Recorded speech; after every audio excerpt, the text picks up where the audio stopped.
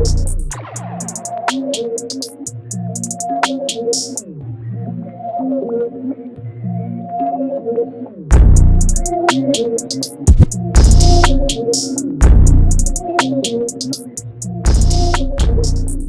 on today's video, we've got an unboxing and we've got something new from Monstrum Tactical, and this is the Arcsaber 2400 lumen weapon mounted light. Alright, what we're going to do is break this up into two parts. We're going to do this unboxing video, show you everything that's in the box, and we'll go over all the specs of everything. And then what I want to do is get this mounted up on the Anderson Frontline 16. That's what I got this for, because it comes with the light, the mount, the pressure switch. We should have everything we need in the box. Now, I know I do a lot of work for Monstrum, and I've reviewed a ton of their stuff on the channel, but I will give you full disclosure, I actually bought this. They've sent me a lot of stuff here lately, and they had a really good deal on this. 69 beans for the light and everything in the box. I couldn't pass it up. So I actually did buy this with my own money. Not that it's really going to have any bearing on this review or this unboxing video, but this is what the box looks like. There's your front. There is the bottom. And just basically it opens up on this side, and it looks like we have separate boxes in here. So let's slide that out. So we've got 3 boxes inside of that box, and then we have just some warning papers about charging this, how the pressure switch works, we'll get into that. You got the Monstrum lifetime guarantee. It does have the lifetime warranty like all their other products. Let's start getting this stuff out of the box. Alright, let's get into the biggest box first. Alright, so we've got our battery. Let's see what kind of battery we have here. I know this is rechargeable. Okay, it's an 18650 battery, 3.7 volts. That's a very common battery, so we can definitely get extras if we want to carry extra batteries in our range bag. Let's get this opened up.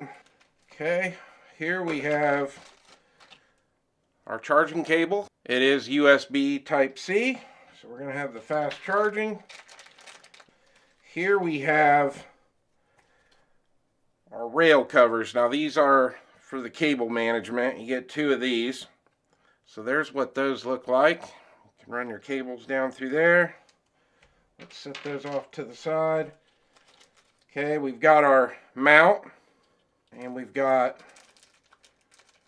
our M-lock hardware, and then over here we have a Torx wrench, an Allen wrench, and we've got 2 screws, and I'm assuming this is going to be for mounting the light.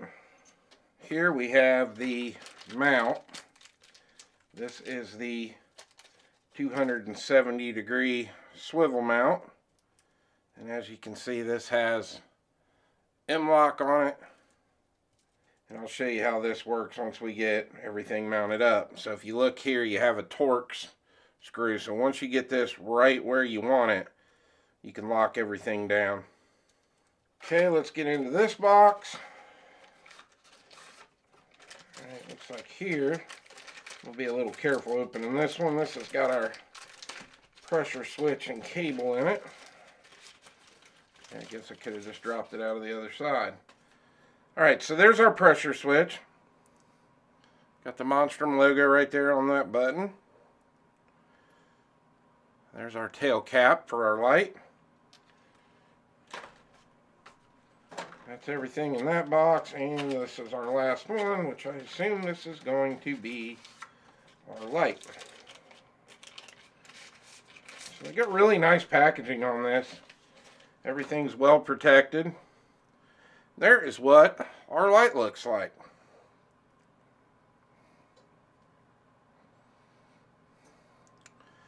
So you can use this as a regular handheld light. It does have the push button here on the back, and then you can thread this off.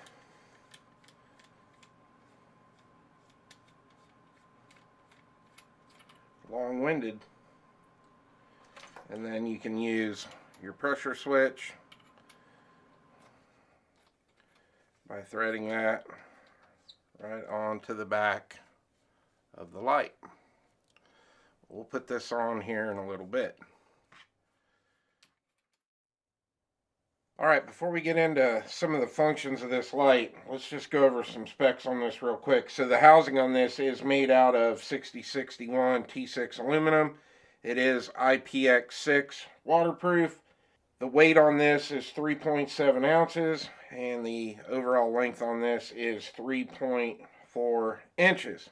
Now let's get into how this works if you're going to use it for a handheld light. So you got your pressure switch on the back. I did turn the lights down here a little bit so you can see it. So you click it twice and it turns on. Click it once, it goes into a lower setting, and you hit it again and it goes off. So you got two brightness levels here. 2 clicks and it's on full brightness. 1 click, it powers down to the low setting. Now, if you hit it again, it turns off.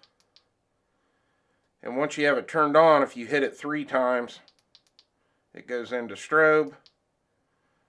Hit it again, it shuts it off. So that's how it will operate if you're going to use it as a handheld light, or you are going to mount it on something and not use the pressure switch. Now the battery on this is only half charged, so I am going to have to charge it up before we take it to the range for a review. It does have an indicator light that will turn red when it's ready to be charged. And there is your USB-C port to charge it. That locks on there pretty solid. Alright, I got the lights turned down again. Well, now we have the pressure switch mounted. So let me show you how this works. So the small button right here with the Monstrum logo on it, if you hit that once, that puts it on the brightest setting. Hit it again, turns down to the lowest setting. Hit it again, it turns off. Now your larger button right here, this is your momentary on. You push it, hold it, stays on as long as you need it, and let off of it, it shuts off. Now if you want to run the strobe on this, you have to click this 3 times. And now it's in strobe. Hit it again, it shuts off. So that is your controls for the pressure switch. Now, if you've been watching this channel for quite a while, you know I can't show you how to install this due to the YouTube policies. So let me get this all mounted up on the Frontline 16 and we'll come back and talk about it. Alright guys, there it is. That's how I've got it all set up. I'm actually out here at the range getting ready to do the review. So I thought I would add this to the end of the unboxing video. So the reason I set it up like this, I've got my on-off switch up here towards the front. When I shoot, I always use angled foregrips. I like to put my finger right here on the front and my other 3 fingers inside the angle, and I like to C-clamp, so it's right there for me to hit that button to turn it on and off, because I'll probably never use the momentary switch. So I just set it up this way just because this is the way I prefer it. Now obviously the light is on this side because I'm a wrong-handed shooter. Mostly all the other guns you see where people that are right-handed, they'll have it on this side, but this is how I chose to set this all up. All right, well, stay tuned for the review video. That will drop here in a couple days. I hope you enjoyed the video. Please like and subscribe, and I'll see you on the next one.